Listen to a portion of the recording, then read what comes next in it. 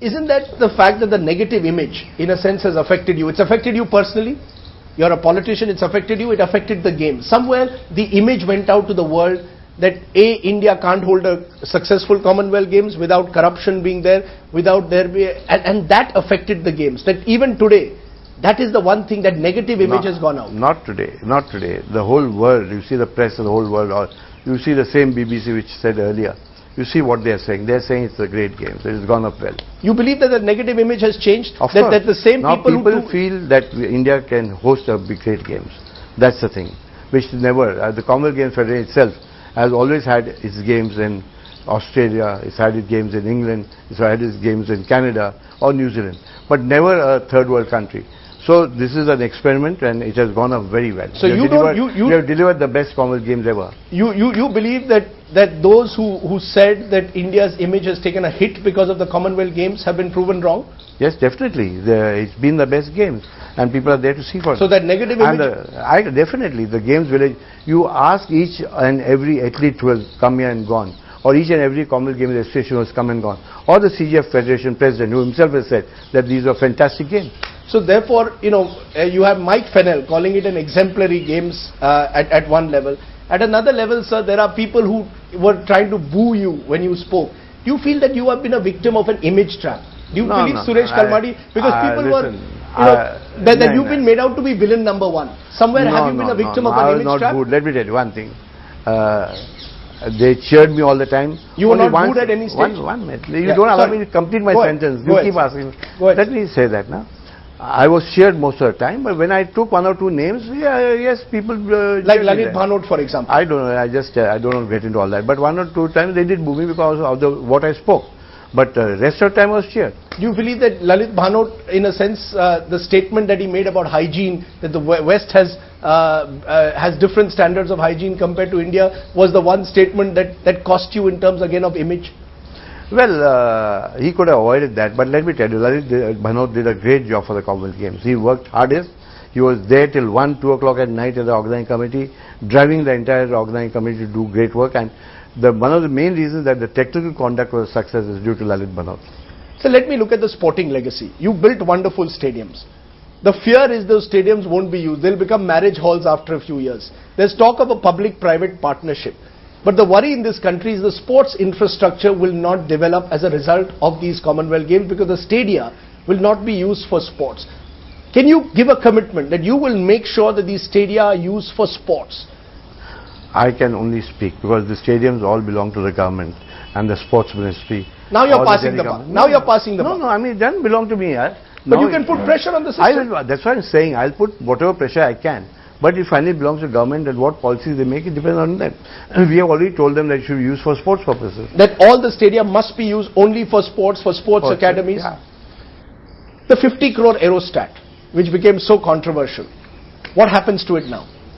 Well, first let me answer. It was controversial. People felt it was just a balloon. Why we have paid 30, 40 crores for it?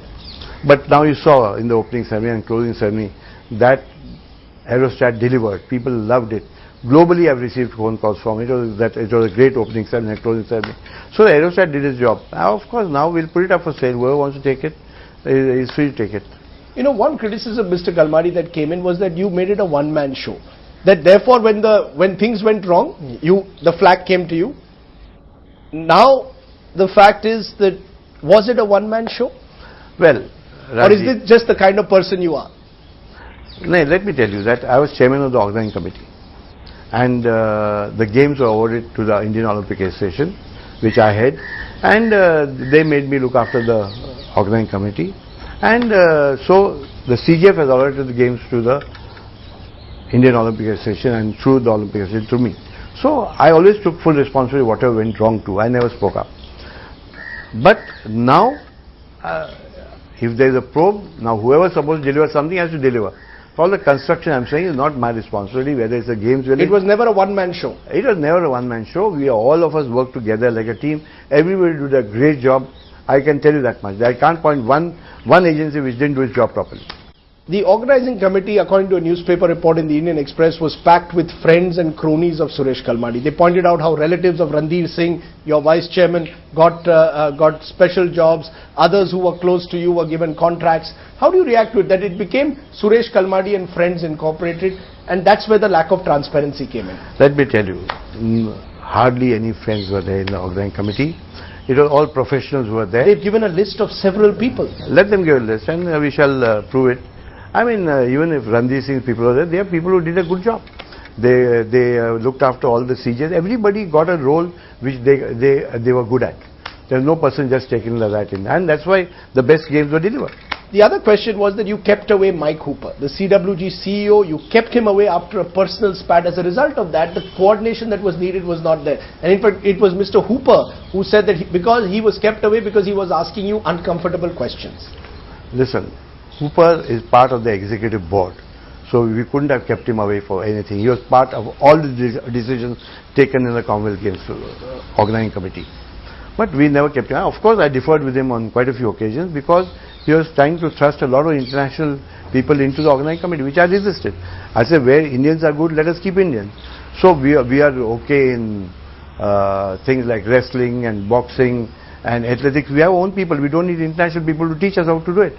In games like, say, netball or lawn bowls or rugby, where we don't have much expertise, I accepted international people coming in, but I can't take them for every place. So that's the cause of the tip. Or was that the cause of the tip, or the fact, for example, the marketing contract of SMAM, which was apparently driven, which again became controversial because of the fact that you gave a 15% guarantee to the Australian company without necessarily them doing anything to get in those contracts.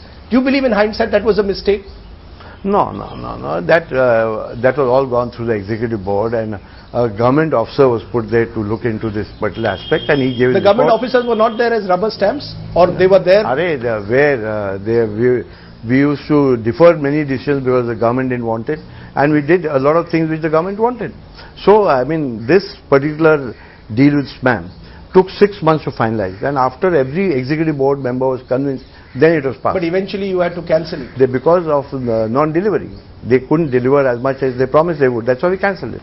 Not because of any corruption involved? Not at all, not at all. I mean, all the committees can go into it. Mr. Suresh Kalmadi, what's the biggest lesson that you've learned from these Commonwealth Games? Is there one thing that you would want to do differently if you had to do the Commonwealth Games again? Well, the one thing for sure, better media management. More professionals into media management. I think that's the one thing which went wrong. Otherwise, we had a very successful games.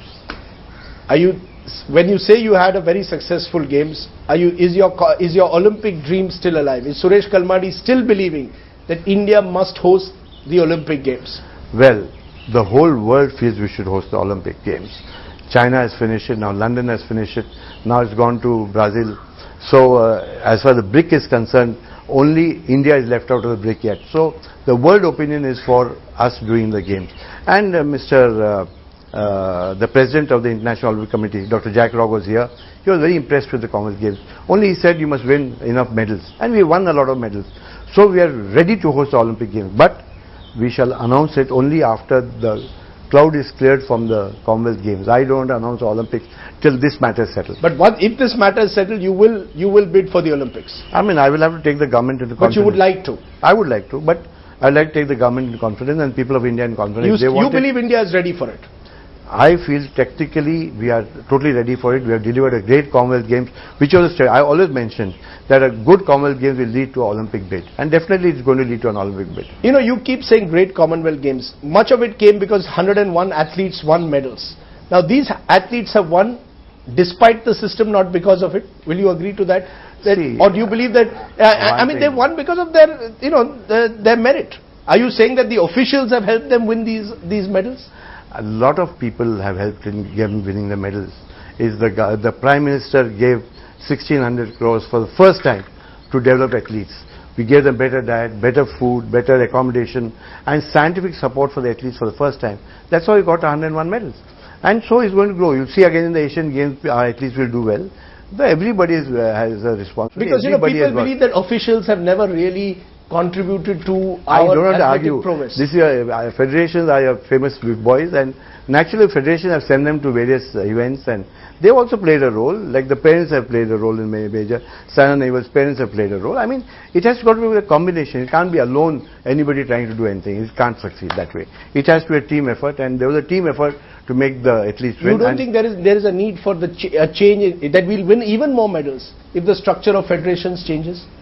Well, that we'll talk again separately, and I'm ready for discussions on that. What was your best moment of the Commonwealth Games? Was there one moment where Suresh Kalmadi said your moment where you felt proud that the Commonwealth Games had come to India? I was proud for my country when all the 3 medals of the women's discus went to India, and 3 national flags went up, and the national anthem was played.